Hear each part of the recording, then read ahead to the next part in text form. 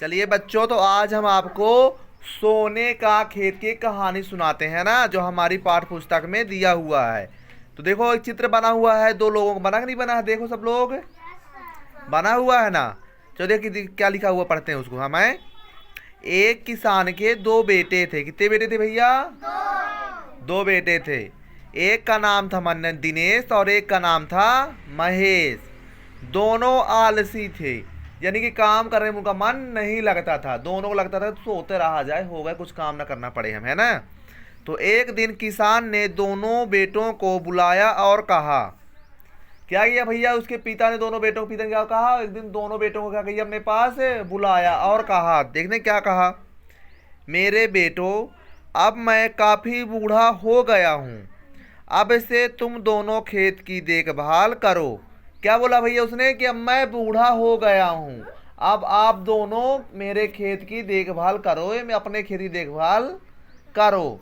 देखते हैं भाई बच्चों ने क्या कहा। उनके उनके बच्चों ने बोला, यह जो खेत है इसकी तुम लोग जितना खोदोगे उतना ही सोना पाओगे।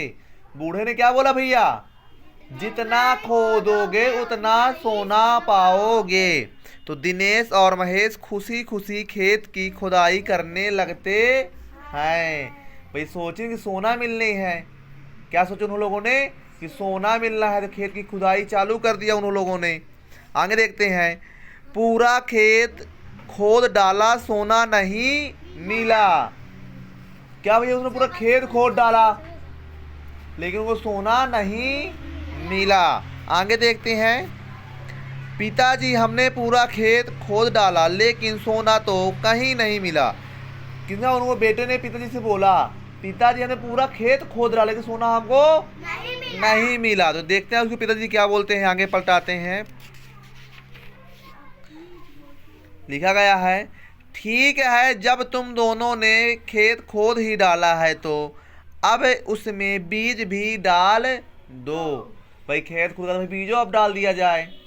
ठीक है, तो खेत में बीज तो डाल दिए, देखें अब आगे क्या होता है। आहा, खेत तो गेहूं के पौधों से लहलहा गया।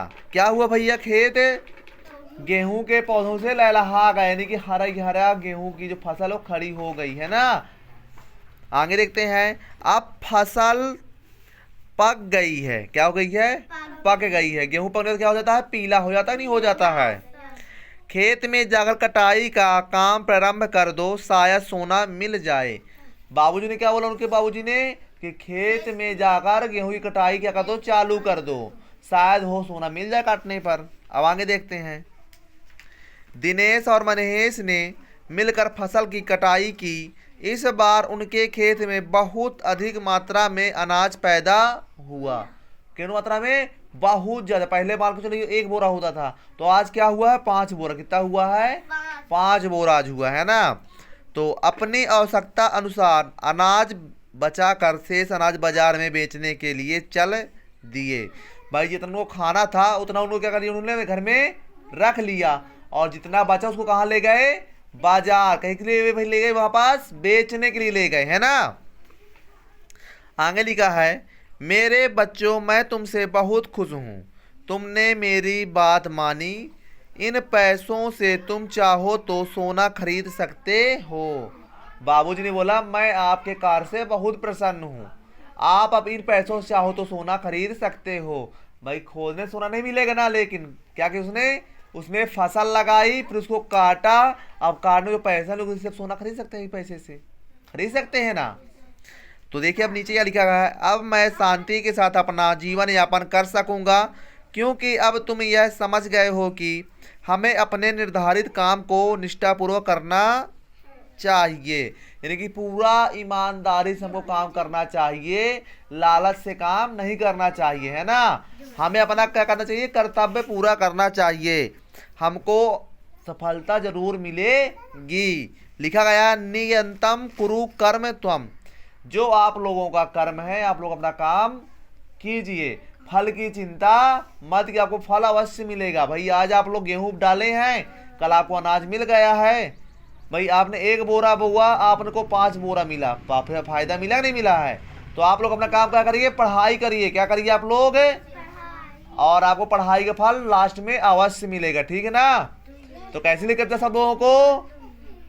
बहुत अच्छी लगी नहीं लगी? बहुत अच्छी। चलो बहुत बढ़िया।